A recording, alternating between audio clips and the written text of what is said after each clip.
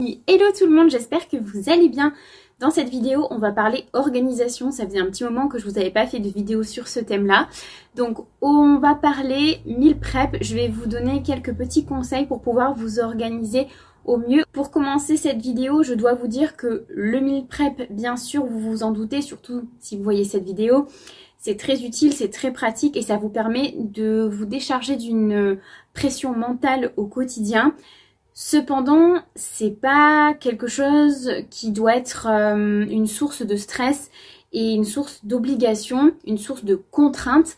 Donc c'est quelque chose qui doit vraiment vous aider et vous ne devez pas vous sentir obligé de le faire. Ça ne doit pas être une contrainte et ça ne doit pas devenir quelque chose de contraignant pour vous. Je vous précise ça parce que vous le savez, sur cette chaîne, je vous parle de mon expérience, de mes ressentis, etc.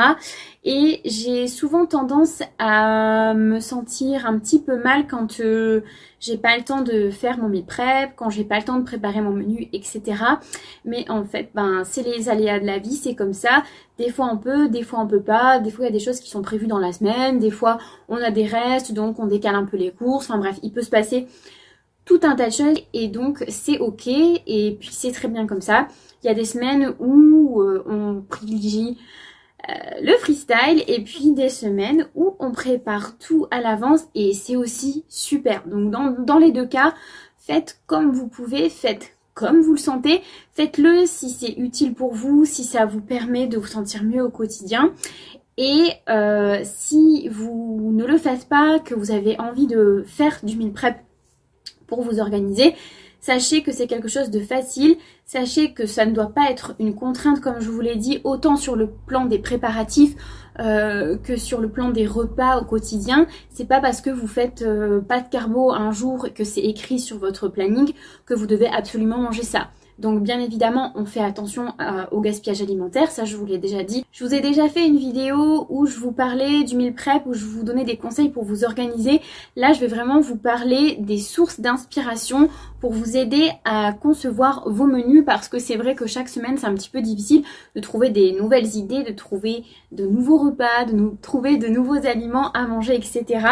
Donc je vais vous donner quelques sources d'inspiration qui pourront vous aider à y voir plus clair. Premièrement, je vous conseille d'avoir chez vous quelques petites revues food. Vous avez par exemple les Vital Food qui sont vraiment cool, dans lesquelles vous allez pouvoir trouver plein de recettes, plein d'inspirations, avec des idées vraiment originales, des idées qui vont vous permettre d'allier santé et plaisir de la cuisine à la fois. Même si ce sont des revues qui sont assez anciennes, c'est pas un problème. Le but c'est d'avoir un support sur lequel vous allez pouvoir vous appuyer, parce que quand vous allez regarder les recettes et les lire, ça va forcément vous donner envie de cuisiner quelque chose, même si c'est pas exactement ce que vous voyez sur le papier. Ça va vous donner des idées. Ensuite, vous pouvez opter pour des livres de recettes tout simplement. Et le mieux, c'est d'avoir des livres de recettes qui soient visuels, un petit peu dans le même genre que la presse. Donc là, toujours, c'est la même idée, c'est d'avoir de l'inspiration. Donc, si vous êtes pressé, surtout, dès que vous allez avoir une minute pour feuilleter votre livre de cuisine ou votre revue, le fait de voir les images, ça va vous donner des idées et ça va vous donner envie de manger certains aliments. D'ailleurs, tout ce qui est livre de batch cooking, c'est super intéressant pour ça, parce qu'en général, c'est des recettes qui sont assez faciles à faire. Et si vous voulez allier vos recettes avec celles du batch cooking dans les livres, ça peut être intéressant de voir comment eux, ils s'y prennent pour pouvoir mettre en place les recettes, etc.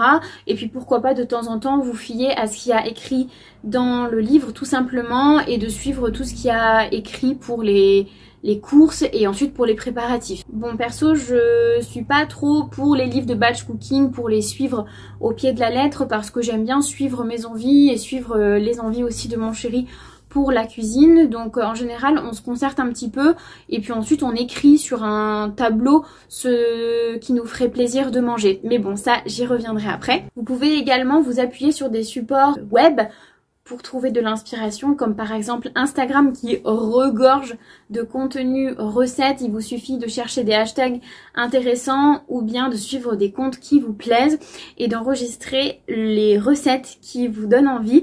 Ensuite, vous n'aurez plus qu'à aller dans les publications enregistrées pour voir ce que vous avez prévu pour la semaine d'après. Pinterest aussi est une bonne source d'inspiration pour vos recettes. Vous y trouverez des milliers de recettes avec tous les ingrédients qui vous feront plaisir. Vous avez juste à taper les fruits et les légumes qui vous plaisent et vous allez très vite trouver des recettes super intéressantes. Les cartes dans les restaurants aussi peuvent être super intéressantes quand vous allez manger quelque part ou même quand vous passez devant un restaurant. N'hésitez pas à prendre en photo les cartes pour pouvoir ensuite les mettre de côté et vous donner de l'inspiration quand ce sera le moment. Moi je le fais souvent quand il y a un plat qui m'a vraiment plu et que j'aimerais vraiment manger encore une fois, et ben au lieu d'attendre de retourner dans ce restaurant, je prends une petite photo ou je prends la carte en photo ou je note l'idée recette de côté et comme ça je pourrais la reproduire à la maison facilement sans attendre de revenir dans ce restaurant. Une fois que vous avez toutes vos idées de côté, que vous avez un bon petit seau avec plein d'idées, et ben vous pouvez les classer par exemple sur Drive. Vous pouvez faire un dossier avec des catégories, par exemple viande, poisson, fruits, légumes, etc. Et dedans vous mettez les photos des petits plats que vous avez prévus. Et comme ça vous aurez toujours de l'inspiration, vous aurez toujours quelque chose à penser pour votre menu quand ce sera le moment. Je vous conseille également d'avoir un petit fichier facile d'accès, par exemple sur Canva, avec un menu de la semaine type que vous allez pouvoir modifier et changer au cours des semaines. Donc par exemple, vous avez un menu du lundi au dimanche ou bien du lundi au vendredi, seulement le midi ou seulement le soir ou bien midi et soir en fonction de la composition de votre famille et de votre emploi du temps bien sûr, si vous mangez chez vous ou pas, etc. Ou aussi en prenant en compte tout simplement les moments où vous avez le temps de cuisiner. Et ensuite, ce menu, vous allez le modifier, vous le remplissez et ensuite vous le gardez de côté. La semaine d'après, vous repassez à un nouveau menu et comme ça, si un jour vous êtes en manque d'inspiration, vous pourrez toujours piocher vos idées dans un menu que vous aurez déjà préparé. Vous pouvez également le noter dans votre cuisine, par exemple sur une ardoise. Ici, on a le menu sur internet que vous pouvez consulter en regardant mon profil Instagram. Vous allez sur mon lien Linktree et vous cliquez sur menu de la semaine. Vous verrez, c'est pas toujours à jour, il y a des semaines, comme je vous l'ai dit, où ça saute, c'est pas grave, c'est comme ça, c'est la vie. Et on a aussi du coup une ardoise dans la cuisine qui est la même chose qu'il y a sur internet. Mais bon, ça m'évite à chaque fois de prendre mon téléphone et de regarder ce que j'ai prévu au menu. Et au moins comme ça tout le monde peut consulter le menu qui est prévu. Ce qui est pratique avec une ardoise et un support Canva, c'est que vous allez pouvoir modifier le contenu au fur et à mesure.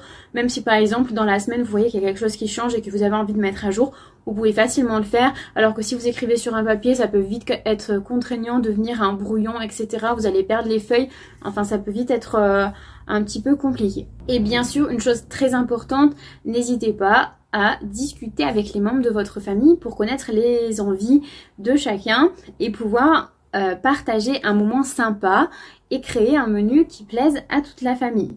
Voilà, encore une fois, le but n'est pas de vous contraindre à un menu type, mais de trouver de l'inspiration. Et si vous avez le temps de cuisiner un petit peu à l'avance, et ben c'est encore mieux, comme ça vous êtes tranquille sur 2-3 jours, vous cuisinez tous les 2-3 jours et comme ça vous êtes tranquille un petit peu toute la semaine. Je vous assure que ça va vous décharger d'une pression mentale vraiment importante. Moi, il y a des semaines où j'ai pas le temps de faire de menu de la semaine, etc. Parce que au niveau des courses, ça colle pas. Enfin bref, il y a toujours quelque chose qui vient gêner. Mais je vois vraiment la différence quand j'ai pas le menu. Je suis tout le temps en train de cogiter, de savoir qu'est-ce que je vais préparer à manger, que ce soit pour nous ou pour Elena.